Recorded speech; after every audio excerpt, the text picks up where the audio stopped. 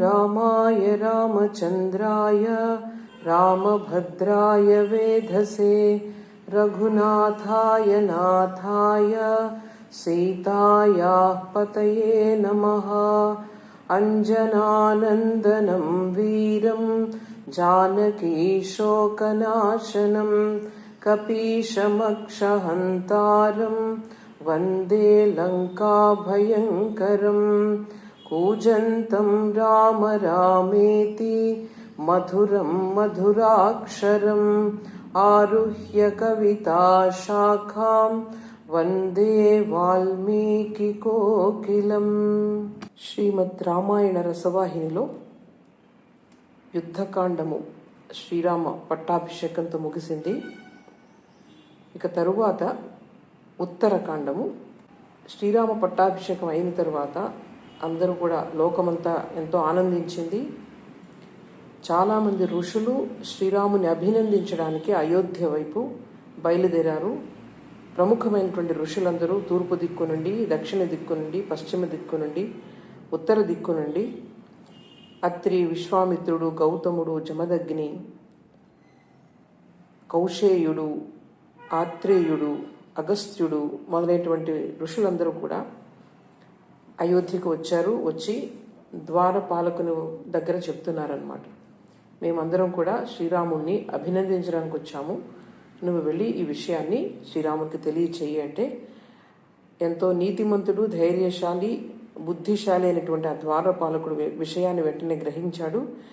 గ్రహించి శ్రీరామచంద్ర ప్రభువు దగ్గరకు వెళ్ళి అగస్త్య మహాముని మొదలైనటువంటి మహర్షుల యొక్క రాకను తెలియచేస్తాడు. వెంటనే శ్రీరాముడు ఎదురు వచ్చి వినయంతో నమస్కరించి ఆ మహర్షులందరికీ కూడా అర్ఘ్యం పాద్యం ఇచ్చి వాళ్లను యథోచితంగా సత్కరించి దర్భలు పరిచి వాటిపై ఉత్తమమైన ఆసనాన్ని వేయించి వారందరినీ కూర్చోమని అభ్యర్థిస్తాడు ఆయన. తరువాత వారందరినీ కూడా కుశల ప్రశ్నలు వేసి వారి క్షేమ సమాచారాన్ని గురించి ఆయన విచారించాడు శ్రీరామచంద్రుడు. అప్పుడు ఆ మహర్షులందరూ కూడా శ్రీరామునితో అంటున్నారు, మాకే కాదు ముల్లోకాలందరికీ కూడా నువ్వెంతో ఆనందాన్ని కలిగించావు. రావణ సంహారం చేసి ఒక్క రావణుడినే కాదు, మొత్తం రాక్షసులు ఎవరైతే లోక కంటకులుగా ఉన్నారో అటువంటి రాక్షసులందరినో చక్కగా నీవు సంహరించావు. సంహరించి అందరికీ, సత్పురుషులందరికీ కూడా నువ్వు ఆనందాన్ని కలిగించావు. రావణుడు, తర్వాత ఎంతో బలవంతుడైనటువంటి కుంభకర్ణుడు, అలాగే యజ్ఞకోపుడు, ధూమ్రాక్షుడు మొదలైనటువంటి రాక్షసులందరినీ కూడా సంహరించావు. అలాగే రావణాసురుడితో ద్వంద్వయుద్ధం చేసి విజయలక్ష్మిని వరించావు. అయితే ఇదంతా ఒక ఎత్తు, నీవు ఇంద్రజిత్తుని జయించావే, ఆ ఇంద్రజిత్తును నీవు లక్ష్మణుడు కలిసి జయించారు కదా, అది మాత్రం అందరినీ చాలామందిని ఆశ్చర్యపరుస్తోంది అని అంటే, అప్పుడు రాముడు అంటాడు, అదేమిటది, వీళ్ళందరూ కూడా గొప్ప రాక్షసులే కదా, మహోదరుడు, ప్రహస్తుడు, విరూపాక్షుడు, ఏ దేవాంతకుడు, నరాంతకుడు, వీళ్ళందరినీ కూడా సంహరించాను, కానీ ఇంద్రజిత్తుని సంహరించడం వల్ల అంత ప్రశంసించడానికి కారణం ఏమిటి అని చెప్పి ఆయన రాముడు అడుగుతున్నాడు అనమాట. అడిగితే అప్పుడు అగస్త్య మహర్షి చెప్తున్నాడు, అదేమిటంటే అసలు ఇది చెప్పాలి అంటే, ఇంద్రజిత్తు గురించి చెప్పాలంటే నీకు మొత్తం రాక్షసుల యొక్క చరిత్ర అంతటినీ కూడా చెప్పాల్సి ఉంటుంది. ఎందుకంటే ఇంద్రజిత్తును ఎప్పుడు కూడా ఎవరు ఎదిరించలేకపోయారు. అటువంటిది నీవు ఎదిరించావని చెప్పి అందరూ కూడా లోకంలో చాలా గొప్పగా చెప్పుకుంటూ ఉన్నారు. అయితే ఈ విషయం తెలుసుకోవాలంటే, అతని యొక్క గొప్పతనాన్ని తెలుసుకోవాలంటే రాక్షస వంశం గురించి తెలుసుకోవాలి అని చెప్పి చెప్తున్నాడు అనమాట. ముందుగా కృతయుగంలో బ్రహ్మ ప్రజాపతుల్ని సృష్టించాడు. వాళ్ళు 10 మంది. అందులో పులస్త్యుడు ఒకడు. అతడు బ్రహ్మర్షి, అన్ని విధాల బ్రహ్మతో అంటే తండ్రితో సమానమైన వాడు, ఎంతో సద్గుణ సంపన్నుడు, మంచి సార్థక నామధేయం కలవాడు. అంటే బ్రహ్మ యొక్క కుమారుడు అని చెప్పి అతను సార్థక నామధేయుడు అనమాట. ఈ విధంగా అందరూ కూడా అతనంటే చాలా ఇష్టపడుతూ ఉండేవారు. అతను ఆశ్రమంలో ఎక్కడో అరణ్యంలో ఉంటూ ఎప్పుడు తపస్సు చేసుకుంటూ ఉండేవాడు. అయితే ఆయన ఉండేటువంటి ఆశ్రమ ప్రాంతం చాలా మనోహరంగా ఉండడంతో ఎంతోమంది స్త్రీలు, అప్సరసలు, వీళ్ళందరూ గంధర్వ కన్యలు అందరూ వచ్చి అక్కడ ఆడుకుంటూ కేరింతలు కొడుతూ ఆడుకుంటూ ఉండేవారు. అది ఈయనకు చాలా విసుగ్గా ఉండేదన్నమాట. ఈయన తపోభంగం కలుగుతూ ఉండేది వారి యొక్క శబ్దాల వల్ల, వాటి వల్ల. అందుకు ఆయన ఏం చేస్తారంటే ఒకరోజు వాళ్ళను ఇంకా నియంత్రించలేక శపిస్తారు. ఏమిటంటే, నా కంటబడిన ఏ స్త్రీ అయినా సరే, ఏ కన్య అయినా సరే గర్భాన్ని దాలుస్తుంది అన్నట్లుగా ఆయన శపిస్తారు. ఆ విషయం విని వీళ్ళందరూ కూడా రావడం మానేస్తారు. అయితే ఒకరోజు అది తెలియక, ఈ విషయాన్ని తెలియనటువంటి ఒక రాకుమార్తె, ఒక రాజర్షి యొక్క కుమార్తె అక్కడికి వచ్చి విహరిస్తూ ఉంటుంది. తిరుగుతూ వచ్చి ఈయన పులస్త్య మహర్షి ఎదురుగా వచ్చి నిలబడుతుంది. వెంటనే ఆయన శాపం ఫలించి ఆవిడ శరీరంలో మార్పులు వచ్చి తను గర్భవతిని అయ్యానని చెప్పి ఆవిడ గ్రహించి చాలా భయపడిపోయి తండ్రి దగ్గరకు వెళ్ళి జరిగిన విషయాన్ని చెప్తుందనమాట. చెప్తే అప్పుడు అతను తండ్రి కూడా మంచి ఋషి, రాజర్షి. అతను ఒకసారి గ్రహిస్తాడు, విషయాన్ని గ్రహించి పులస్త్య మహర్షి దగ్గరికి వెళ్ళి ఈ విధంగా జరిగిన విషయాన్ని విన్నవించుకొని, మీరు నా కుమార్తెను భార్యగా స్వీకరించండి, మీకు అన్ని విధాలా కూడా సపర్యలు చేస్తుంది అని చెప్పి ఒప్పిస్తాడనమాట. ఒప్పిస్తే సరే అని చెప్పి ఈ పులస్తుడు ఈ అమ్మాయిని వివాహం చేసుకుంటాడు. ఈ తృణబిందు అనే రాజర్షి యొక్క కుమార్తె అనమాట ఆవిడని వివాహం చేసుకుంటే వాళ్లకు కాలక్రమంలో విశ్రవుడు అనే కుమారుడు జన్మిస్తాడనమాట. పులస్తుని కుమారుడు విశ్రవసుడు కూడా తండ్రిలాగే చాలా గొప్ప పేరు సంపాదిస్తాడు. చక్కగా వేదాధ్యయనంతోనూ తపస్సు, నియమ నిష్టలతో జీవిస్తూ ఉంటాడు. ఈయన యొక్క గుణగణాలను చూసి భరద్వాజ మహర్షి తన యొక్క కుమార్తెను అతడికిచ్చి వివాహం చేస్తాడు. వివాహం చేస్తే వీళ్లకు కుమారుడు జన్మిస్తాడు. అతని పేరు వైశ్రవణుడు. ఈ వైశ్రవణుడు కూడా చక్కగా తపస్సు అది చేస్తాడు. తపస్సు చేసి బ్రహ్మను మెప్పించేసరికి బ్రహ్మదేవుడు ప్రత్యక్షమవుతాడు. ప్రత్యక్షమైతే అక్కడ నీ తపస్సుకు నేను సంతోషించాను, నీకు ఏం వరాలు కావాలో కోరుకో అంటే, అప్పుడు ఈ వైశ్రవణుడు అడుగుతాడు, నన్ను లోక పాలకులలో ఒకనిగా చేసి ధనాధిపత్యాన్ని నాకు ఇప్పించు అని చెప్తే బ్రహ్మ అలాగే చెప్తాడనమాట. ఇంద్రుడు, వరుణుడు, యముడు వీళ్ళు ముగ్గురే లోకపాలకులు. ఇప్పటి నుంచి నువ్వు లోకపాలకునిగా నువ్వు కీర్తిని గడిస్తావు అని చెప్తాడు. ఇతని కుబేరుడు. వైశ్రవణుడు అంటే మరెవరో కాదు, కుబేరుడు అనమాట. అంతేకాకుండా ఈ బ్రహ్మ ఈ కుబేరునికి ఒక పుష్పక విమానాన్ని బహుమతిగా ఇస్తాడనమాట. బహుమతిగా ఇచ్చి ఆయన అంతర్ధానం అయిపోతాడు. అప్పుడు ఈయన తండ్రి విశ్రవసువు దగ్గరికి వెళ్ళి జరిగిన విషయాన్ని చెప్పి, బ్రహ్మదేవుడు నాకు అన్నీ ఇచ్చాడు, లోకాధిపత్యాన్ని ఇచ్చాడు, కానీ నేను ఉండేందుకు చక్కని నివాసాన్ని ఏర్పాటు చేయలేదు. అందువల్ల నేను ఎవరికి ఏ హాని చేయకుండా ఒక మంచి ప్రదేశంలో ఉండాలని కోరుకుంటున్నాను. అటువంటి ప్రదేశాన్ని నాకు చూపించు అంటే అప్పుడు విశ్రవసు అంటాడనమాట, దక్షిణ సముద్ర తీరంలో త్రికూట పర్వతం ఉంది. ఆ పర్వతం పైన చక్కటి లంక అనే పట్టణం నిర్మించబడి ఉంది. అది పూర్వం రాక్షసుల కోసం విశ్వకర్మ ఈ లంకా నగరాన్ని సృష్టించాడు. ఆ నగరాన్ని బంగారు ప్రాకారాలతోనూ, ద్వారాలను పెద్ద పెద్ద యంత్రాలతోనూ, ఆయుధాలతో నిర్మించారు. చాలా అపూర్వంగా ఉంటుంది అది. అక్కడ ప్రస్తుతానికి ఎవరు లేరు. విష్ణుమూర్తికి భయపడి ఆ రాక్షసులు అక్కడ ఉండేవారు, వాళ్ళందరూ కూడా నగరాన్ని విడిచిపోయి పాతాళానికి వెళ్ళిపోయారు. ఇప్పుడు ఆ నగరంలో ఎవరూ కూడా ఉండటం లేదు. అందువల్ల నువ్వు వెళ్ళి అక్కడ నివసించవచ్చు అని చెప్తే ఈ చక్కగా వైష్ణవుడు లేదా కుబేరుడు అక్కడికి వెళ్ళి త్రికూట పర్వతం పైన నివసిస్తున్నాడు. వెంటనే ఈయన ఇక్కడ ఉంటున్నారని తెలిసి పాతాళానికి వెళ్ళినటువంటి రాక్షసులందరూ కూడా ఇక్కడ లంకా నగరానికి మళ్ళీ వచ్చి ఈయన అనుమతిని అడుగుతారు, మేము ఇక్కడ మళ్ళీ నివసిస్తాము అని చెప్తే అప్పుడు ఆయన అనుమతిస్తాడు. అప్పుడు ఈ రాక్షసులందరూ కూడా వచ్చి మళ్ళీ ఈ లంకా నగరంలో జీవించడం మొదలు పెడతారు. అప్పుడు మళ్ళీ లంక ఈ జన సమర్థంతో చక్కగా కళకళలాడుతూ ఉంటుంది. ఈ కుబేరుని దగ్గర పుష్పక విమానం ఉంది కదా, ఆ పుష్పక విమానం మీద అప్పుడప్పుడు ఆయన తల్లిదండ్రులను చూడడానికి వెళ్తూ ఉండేవాడట. అందరూ ఆయన చూస్తూ ఉండేవారు. పుష్పక విమానంలో చక్కగా వెళ్తూ ఉంటే దూరం నుంచి అందరూ కూడా ఆయన్ను చూస్తూ ఉండేవారు. ఈ మాటలన్నీ కూడా శ్రీరామచంద్రునికి అగస్త్య మహర్షి చెప్తూ ఉన్నాడు. అప్పుడు ఎప్పుడైతే వీళ్ళు కుబేరుని ముందు అక్కడ రాక్షసులు ఉన్నారని తెలుసుకొని రాముడు అగస్త్యుని అడుగుతాడు, అదేంటి నాకు తెలియదే, అంతకుముందు కూడా అక్కడ లంక రాక్షసులకు నివాసంగా ఉండేదా, నాకు ఆశ్చర్యంగా ఉంది. నేనేమనుకున్నానంటే పులస్త్య వంశంలో పుట్టిన వారే రాక్షసులు అని అనుకుంటున్నాను, కానీ ఇతర రాక్షసులు కూడా ఉన్నారని చెప్తున్నావు. వాళ్ళు ఆ రాక్షసులు రావణుడు, కుంభకర్ణుడు, ప్రహస్తులు వీళ్ళందరికంటే కూడా బలవంతులు అని అంటే అప్పుడు ఈ అగస్త్యుడు చెప్తాడనమాట. అదేంటంటే పూర్వకాలంలో బ్రహ్మదేవుడు ముందుగా జలాన్ని సృష్టించేటప్పుడు తర్వాత ఆ జలంలో ప్రాణుల్ని కూడా సృష్టించాడు. కొన్నాళ్ళకి ఆ ప్రాణులన్నీ కూడా ఆహారం లేక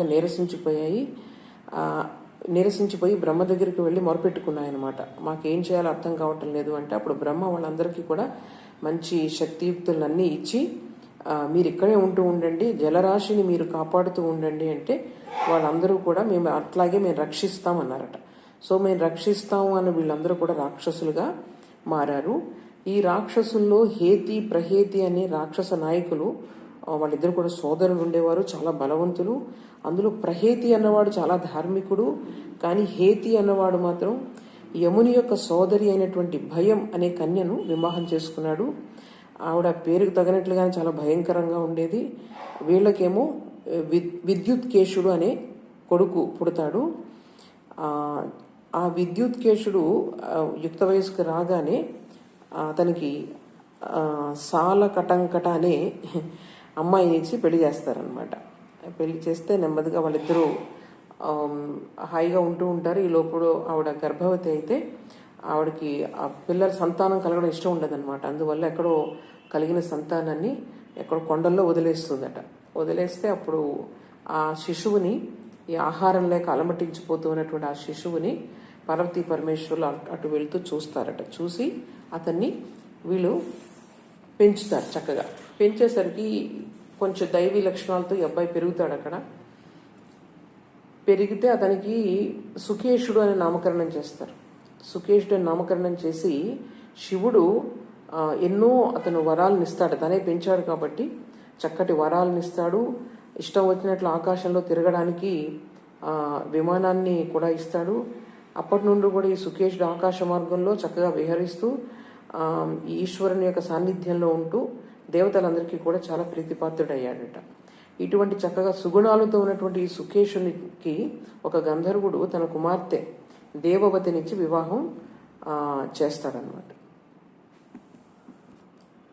కొంతకాలానికి వీళ్ళిద్దరికి 3 కుమారులు కలుగుతారు. వాళ్ళ పేర్లు మాల్యవంతుడు, సుమాలి, మాలి. వీళ్ళు 3 కూడా చక్కగా బాగా తపస్సు చేస్తారు. తపస్సు చేస్తే మళ్ళీ వాళ్లకు ఈ బ్రహ్మ ప్రత్యక్షమవుతాడు. ప్రత్యక్షమై వరాలను కోరుకోండి అంటే వాళ్ళు, మా శత్రువులందరినీ కూడా నాశనం చేయగల శక్తి మాకు కావాలి, మమ్మల్ని ఎవరు కూడా జయించకుండా ఉండాలి, మేము ఎప్పుడు కూడా చిరంజీవులుగా ఉండిపోవాలి, మాలో మాకు ఎప్పటికీ కూడా మేము ఐకమత్యంగా ఉండాలి, మాలో విభేదాలు రాకూడదు అని చెప్పి వాళ్ళు కోరుతారు. అతను వరాలు ఇచ్చి బ్రహ్మ వెళ్ళిపోతాడు. ఇంకా అక్కడి నుంచి వీళ్ళు చాలా గర్వంగా తయారవుతారనమాట. ఆ వరాల వల్ల ఇంకా ముల్లోకాలు అందరినీ కూడా కాల్చుకొని తింటూ ఉంటారు, అందరినీ బాధలు పెడుతూ ఉంటారు. పాపం అప్పుడు చాలా అందరూ కూడా చాలా కష్టపడతారనమాట. మొత్తం లోకమంతా కూడా వీళ్ళ యొక్క ఆగడాలకి చాలా కష్టపడుతూ ఉంటారు అని అగస్త్యుడు చెప్తున్నాడు. చెప్పి ఈ రాక్షసులు 3 ఏం చేశారంటే వీళ్ళు మంచి నగరాన్ని నిర్మించాలని అనుకుని విశ్వకర్మ దగ్గరికి వెళ్ళారు. వెళ్ళి చూడండి, ఈ దేవతల యొక్క ఓజస్సు తేజస్సులకు తగినట్లుగా తర్వాత వాళ్లకు ఇష్టం వచ్చినట్లుగా చక్కగా నువ్వు ఇల్లు కట్టిస్తూ ఉంటావు. హిమవత్ పర్వతంపై కానీ, మేరు పర్వతంపై కానీ, మందర పర్వతం పైన కానీ మాకు చక్కటి ఇల్లు నువ్వు నిర్మించి పెట్టు అంటే అప్పుడు విశ్వకర్మ అంటాడు, దక్షిణ తీరంలో త్రికూటము, సువేలం అనే 2 పర్వతాలు ఉన్నాయి. ఆ రెండిటికి మధ్యన ఉన్నటువంటి శిఖరం చాలా నల్లగా ఉంటుంది. 4 దిక్కులా కూడా కొండచర్యలు ఉంటాయి చక్కగా. అందువల్ల ఆకాశంలో ఎగిరే పక్షులు కూడా అటు పక్క ఎగరలేవు, అంత ఎత్తులో ఉంటాయి అవి. ఆ శిఖరం మీద లంకా పట్టణాన్ని ఒకసారి మహేంద్రుడు నిర్మించమంటే నేను నిర్మించాను. దానికి చుట్టూ బంగారు రేకులతో ఇలాగ తాపడం చేసినటువంటి ప్రాకారం ఉంది. ముఖద్వారాలు కూడా బంగారంతోనే నిర్మించాను.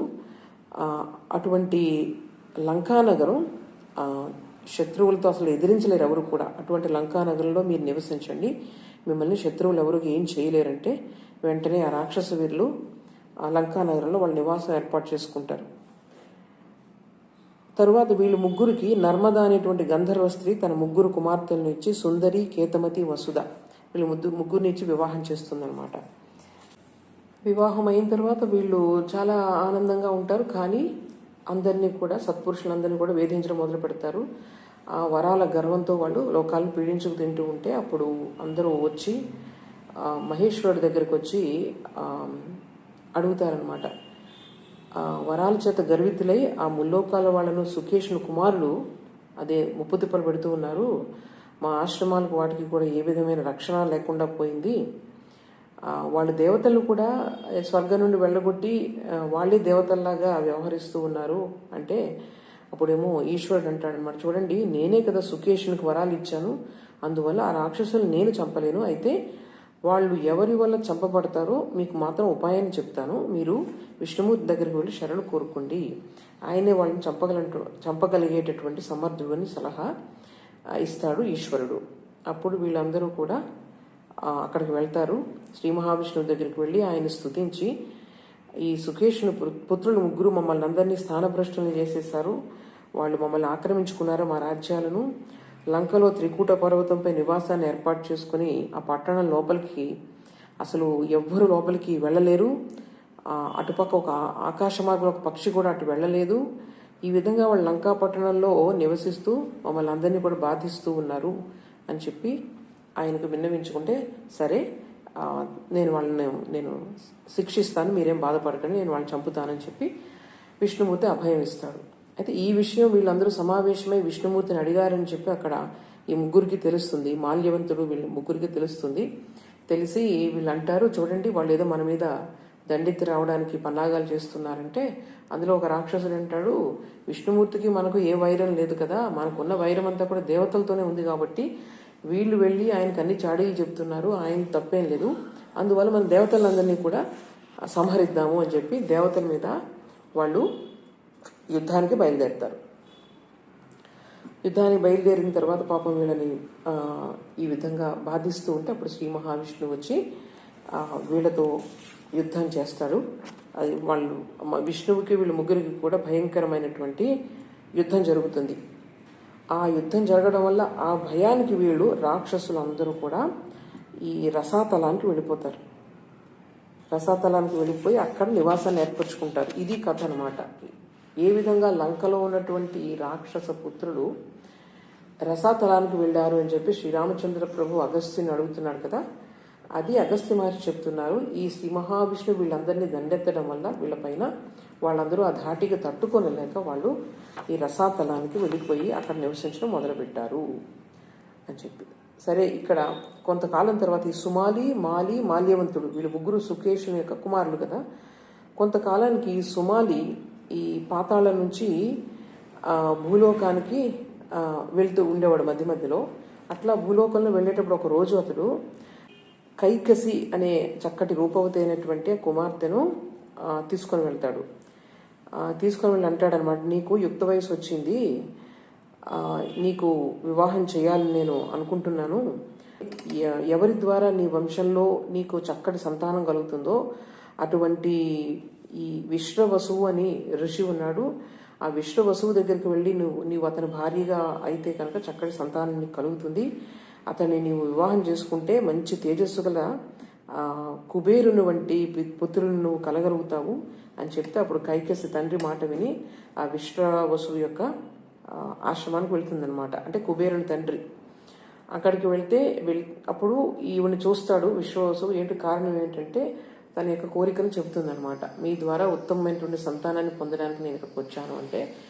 అయితే ఆయన ఏమంటాడంటే, నువ్వు ఆ విధంగా సంతానాన్ని పొందలేవు, నీ గర్భాన రాక్షసులే జన్మిస్తారు, అయితే నీ చిట్ట చివరి సంతానం మాత్రం మంచి సంస్కారాలతో జన్మిస్తాడు అని చెప్తే ఆవిడ అంటుందన్నమాట, అలా కాదు, నాకు మంచి పుత్రుడే నాకు కావాలని కోరుకుంటుంది, కానీ ఆ విధంగా జరగదు.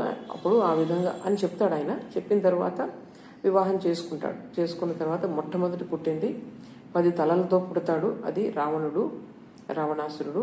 దాని తర్వాత కుంభకర్ణుడు, చాలా బలవంతుడు, అతను పుడతాడు. దాని తర్వాత శూర్పణఖ, భయంకరంగా ఉండేటువంటి శూర్పణఖ పుడుతుంది. ఇంకా చిట్ట చివరిలో విభీషణుడు పుడతాడనమాట. వీళ్ళు ఈ విధంగా పెద్దవాళ్ళు అవుతారు. వాళ్ళు ఏంటంటే రాక్షసులందరూ కూడా తపస్సు చేస్తూ ఉండి ఎప్పుడు తపస్సు చేయడానికి వెళ్ళిపోతూ ఉండేవారు. ఎందుకంటే బలం కావాలి వాళ్ళకి, ఐశ్వర్యం కావాలి, కీర్తి కావాలి, అన్నీ కావాలి. అన్నీ కావాలంటే ఎవరి చేతిలోనూ ఓడించబడకూడదు అని చెప్పేసి వాళ్ళు బ్రహ్మదేవుని మెప్పించడానికి తపస్సు చేస్తూ ఉంటారనమాట. చేస్తూ ఉంటే ఈయన రావణుడి తపస్సు చేస్తే, ఎన్నో సంవత్సరాలు తపస్సు చేస్తే బ్రహ్మ ప్రత్యక్షమైతే ఆయన అంటాడు, నాకు చావు లేకుండా చూడు, ఎవరితోనూ కూడా. అంటే అప్పుడు ఈయన అంటాడు, బ్రహ్మదేవుడు, చావు లేకుండా ఎలా ఉంటుంది నీకు, అలా కాకుండా నీకు ఏ విధంగా కావాలో మరణం కోరుకుంటే, నాకు అలా కాదు, సరే నాకు యక్ష గంధర్వ కిన్నెర వీళ్ళందరూ ఎవరితోనూ కూడా, ఎవరి చేతిలోనూ కూడా నాకు మరణం రాకూడదు అంటాడు.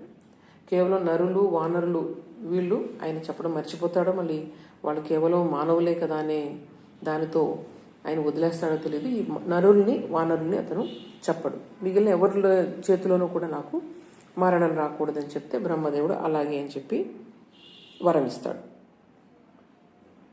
తరువాత కుంభకర్ణుడికి తపస్సు చేసినప్పుడు, వరాలు ఇచ్చేటప్పుడు వీళ్ళందరూ దేవతలందరూ ఆయన్ని బ్రహ్మదేవుడి దగ్గర మొరపెట్టుకుంటారు. ఆయనకి మాత్రం మీరు వరం ఇవ్వద్దంటే, అయ్యో నేను అలా వరం ఇవ్వకుండా ఉండలేను అంటే, సరే మీరు ఏదో విధంగా వేరే విధంగా ఆలోచించి అతనికి వరాలు ఇవ్వకుండా మీరు ఉండాలి అంటే, అసలే బలవంతుడు, ఇంకా వరాలు పొందితే తను ఇష్టం వచ్చినట్టు చూస్తాడు, ముల్లోకాలను కూడా నాశనం చేస్తాడు అని చెప్పేసరికి ఈయనకి అప్పుడు ఒక ఆలోచన వస్తుంది. అదేంటంటే, సరస్వతీదేవిని రమ్మని ఆహ్వానిస్తాడు. ఆహ్వానించి, నీవు ఒక్కసారి కుంభకర్ణునిపై ఆవహించు, నేను ఎప్పుడైతే వరాల గురించి నేను అడుగుతానో అప్పుడు అతన్ని మోహవశుని చెయ్యి, మభ్యపెట్టు. ఆ సమయంలో అతను వరాలను అడగకుండా చూడు అంటే సరస్వతీదేవి వెంటనే ఆ బ్రహ్మ యొక్క ఆజ్ఞను శిరసావహించి కుంభకర్ణుని ఆవహిస్తుంది. ఆ సమయంలో బ్రహ్మదేవుడు నీకే వరాలు కావాలో కోరుకో అంటే, కుంభకర్ణుడు సరస్వతీదేవి యొక్క వశం వల్ల అంటాడు, నేను ఎప్పుడు హాయిగా నిద్రపోయేలాగా నన్ను చూడు అని వరం కోరుకుంటాడు అన్నమాట. అందువల్ల అతను ఎప్పుడు కూడా తమసాచ్ఛన్నమే ఎప్పుడు కూడా నిద్రపోతూ ఉంటాడు. కారణం ఇది. ఇకపోతే విభీషణుడు ఏమంటాడంటే, విభీషణుడు అంటాడు, నేను ధర్మ మార్గంలో ఉండేటట్లు నాకు వరాన్ని ప్రసాదించు. ఎటువంటి ఆపదల్లో ఉన్నా సరే నా బుద్ధి ఎప్పుడు కూడా ధర్మమునందే స్థిరంగా ఉండేటట్లు అనుగ్రహించు. నేను ఉపదేశం పొందకపోయినా, ఈ బ్రహ్మాస్త్రానికి సంబంధించినటువంటి ఉపదేశాన్ని పొందకపోయినా నాకు సిద్ధించేటట్లు అనుగ్రహించు. నేను ఏ ఆశ్రమంలో ఉన్నా ధర్మసమ్మతమైన బుద్ధి నాకు కలిగేటట్లుగా అనుగ్రహించు. నేను అటువంటి ధర్మాన్ని ఆచరిస్తూ ఉండాలి. ధర్మం ఎడల ఆసక్తులై ఉన్నవారికి లోకంలో ఏ కొరత ఉండదని నాకు తెలుసు. అందువల్ల నాకు ధర్మబద్ధమైన బుద్ధిని ప్రసాదించు అని చెప్తే, విభీషణుని యొక్క కోరికను విని బ్రహ్మదేవుడు చాలా సంతోషిస్తాడు. విభీషణ, నీవు కోరుకున్నట్లే నీవు ధర్మాత్ముడు అవుతావు. నీవు రాక్షస కులంలో పుట్టినప్పటికీ నీ బుద్ధి ధర్మమునందు స్థిరమై ఉంది కాబట్టి నీకు మరణం లేకుండా ఉండేటట్లు నేను వరం ఇస్తున్నాను అని బ్రహ్మదేవుడు విభీషణుడికి వరం ఇస్తాడనమాట. ఈ విధంగా ముగ్గురికి 3 రకాలు ఆయన వరాలు ఇచ్చిన తర్వాత ఈ కుంభకర్ణుడు వెంటనే తెలిసిందట అతనికి, ఈ నిద్రపోయేటట్లు కోరుకున్నాడు కదా, వెంటనే సరస్వతీదేవి అతన్ని ఆవహించి బయటకు వచ్చేసిన వెంటనే, ఇదేంటి నేను ఇలా అడిగాను, ఇది దేవతల కుట్ర వల్ల నన్ను ఏదో చేశారు వీళ్ళు అని చెప్పి అతనికి వెంటనే అర్థమైందట. ఈ విధంగా ఈ సోదరులు ముగ్గురు కూడా వరాలను పొంది ఒక శ్లేషాత్మక వనమని ఒక ప్రాంతానికి పోయి వాళ్ళు సుఖంగా నివసిస్తూ ఉన్నారు. ఇక్కడ ఈ 10 సర్గల్లో కూడా ఉత్తరాఖండలో పెద్దగా మనకు ఇంట్రెస్టింగ్గా ఉండేది ఏమి ఉండదు. అంత రాక్షసుల యొక్క చరిత్రలు ఇవన్నీ కూడా. రాముడు అగస్త్య మహామునికి అయోధ్యలో అక్కడ అడుగుతున్న ప్రశ్నలకు ఈయన సమాధానంగా అగస్త్య మహర్షి ఇక్కడ చెప్తారు. ఇవన్నీ కూడా రాక్షస చరిత్రలే. తరువాత వచ్చే సర్గల్లో రావణుడు లంకను ఆక్రమించడం, కుబేరుణ్ణి వెళ్ళగొట్టడం, యక్షులని వీళ్ళందరినీ జయించడం, ఈ దురాగతాలు ఇవన్నీ కూడా తర్వాత మనం చూస్తాము. చూసిన తర్వాత ఈవెన్ యమలోకంపై కూడా అతను యుద్ధానికి వెళ్తాడనమాట. ఆ తర్వాత ఆయన ఈ శూర్పణఖను కరుని దగ్గరికి పంపించడం, ఆ తర్వాత జరిగిన రామాయణ కథ అంతా కూడా మనకు తెలుసు. సో ఈ విధంగా రామాయణం ఎక్కడంటే ఎవరైతే రామాయణాన్ని గ్రంథస్థం చేస్తున్నారో ఆ వాల్మీకి మహర్షి ఆశ్రమం యొక్క సంఘటనలతో రామాయణం ముగుస్తుంది అక్కడ. ఈ విషయం అంటే వీళ్ళు యజ్ఞం చేస్తున్నప్పుడు మన లవకుశులకి ఇద్దరికి కూడా ఆ యజ్ఞాశ్వాన్ని వీళ్ళు పట్టుకుంటారు కదా, రాముని యొక్క యజ్ఞాశ్వాన్ని. అంతకుముందే వాల్మీకి మహర్షి ఆయన రాస్తున్నటువంటి రామాయణాన్ని చక్కగా గాన రూపంలో వీళ్ళిద్దరికీ కూడా నేర్పించడం, వీళ్ళు వెళ్ళి అక్కడ పాడడం, తర్వాత వాళ్ళకి లవకుశులకి రాముడికి యుద్ధం జరగడం, వాల్మీకి మహర్షి సీతమ్మ తల్లిని తీసుకొస్తే మళ్ళీ శ్రీరామచంద్ర ప్రభు ప్రజల యొక్క మాటలను ఆయన ఆలకించి మళ్ళీ ఆవిడను పరీక్షకు గురి చేయడం, ఇవన్నీ కూడా ఉత్తరాఖండలో మనం చూస్తాము. చిట్ట చివరికి ఆ సీతమ్మ తల్లి భూమిలోనికి వెళ్ళిపోవడం, ఇంకా ఆ తర్వాత రామరాజ్యాన్ని నేను పరిపాలిస్తూ చివరికి శ్రీరాముని యొక్క అవతారం అంతం అవడంతో మనకు ఈ వాల్మీకి రామాయణం అన్నది ముగుస్తుంది. మనకు ఇంకా 9 వారాలు ఎంతో పడుతుంది, దీనికి 9-10 వారాలు పట్టచ్చు. సో ఈరోజు ఉత్తరకాండంలో ఉన్నటువంటి మొదటి 10 సర్గల్లో ఉండేటువంటి సారాంశాన్ని మనం చూసాము. వచ్చే వారం 11వ సర్గ నుండి 20వ సర్గ వరకు ఉండేటువంటి సారాంశాన్ని చూద్దాము. ఈరోజు ఇక్కడితో ముగిద్దాం. ఓం అసతో మా సద్గమయ తమసో మా జ్యోతిర్గమయ మృత్యోర్మా అమృతంగమయ. ఓం శాంతి శాంతి శాంతి. హరి ఓం తత్సత్. శ్రీరామకృష్ణార్పణమస్తు.